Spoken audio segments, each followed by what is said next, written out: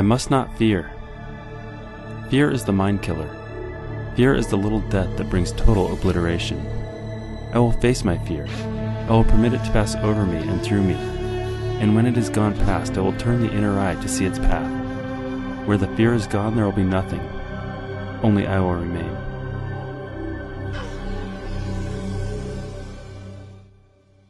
Is fear really the mind killer? Fear is a very powerful and useful emotion. Those who evolved a strong, healthy fear of snakes, spiders, darkness, large animals, and heights survived.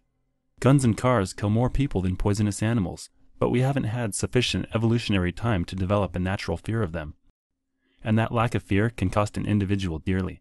In fact, it contributes to the demise of more than 60,000 Americans every year. So we need fear. But fear can also be a crippling emotion, and it is a destructive emotion when the level of fear is disproportionate to the actual danger. Fear causes the reptilian brain to monopolize your thoughts so that you can fully focus on evading or eliminating the danger. This provides a survival advantage, but it comes with annoying side effects, especially considering that we live in a relatively safe world compared to that of our ancestors. Although no one likes to admit it, fear is a critical component of religious belief, especially the belief in hell. Once you believe that a danger exists, the fear becomes real and you are forced to confront it. And in the unfortunate case of hell, it is a fear of failing to believe. The most natural way to deal with that fear is to reinforce your belief. The fear of not believing becomes a vicious cycle that locks the believer into a scarcely escapable fear trap. Considering meme theory, the evolution and survival of ideas that are most likely to get passed on, it is no wonder that the world's most popular religions include a myth about everlasting punishment for disbelief. There is another form of fear that helps perpetuate world religions. That is, socially driven fear. It is often said that people fear public speaking more than they fear death. While this is probably not true, the cliché stems from the fact that people are generally terrified of public speaking.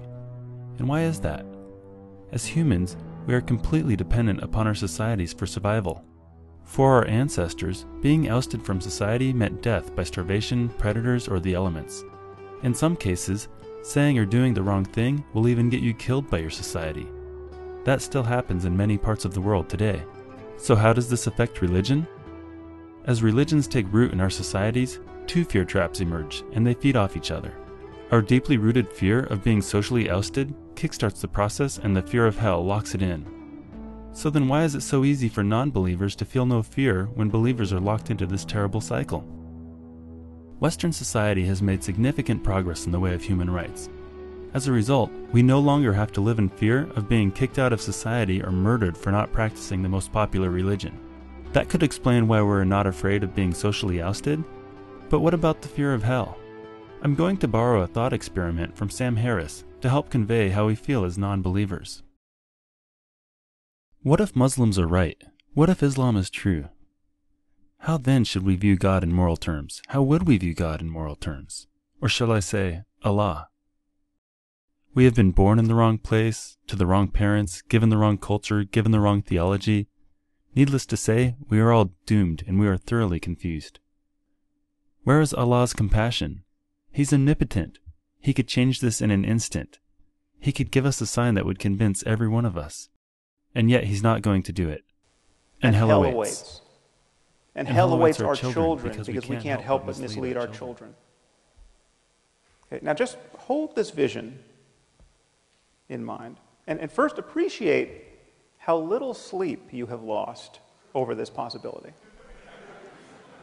Okay? Just feel in yourself at this moment how carefree you are and will continue to be in the face of this possibility. What are the chances that we're all going to go to hell for eternity because we haven't recognized the Quran to be the perfect word of the Creator of the universe? Please know that this is exactly how Christianity appears to someone who's not been indoctrinated by it. Why do people work so hard to fortify their faith, forcing themselves to believe something that they might otherwise become skeptical of? It is the fear of what would happen if they didn't believe. I don't know if there's a good way to propose this, but I urge you to set aside your fear and examine hell for what it really is. It is a bad idea that was extremely good at getting propagated, because it latches on to one of our most basic instincts, that is, the inability to reason when afraid. Let's end with the final thought experiment.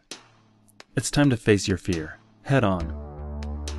Imagine for a moment that you lost your faith. Imagine being ostracized by your family and friends because they believe you have betrayed them. Realize that in very short order, you will be going to hell. After all, life is very short. Now put yourself in hell. You are burning and screaming in agony and overwhelming pain. You will be there forever.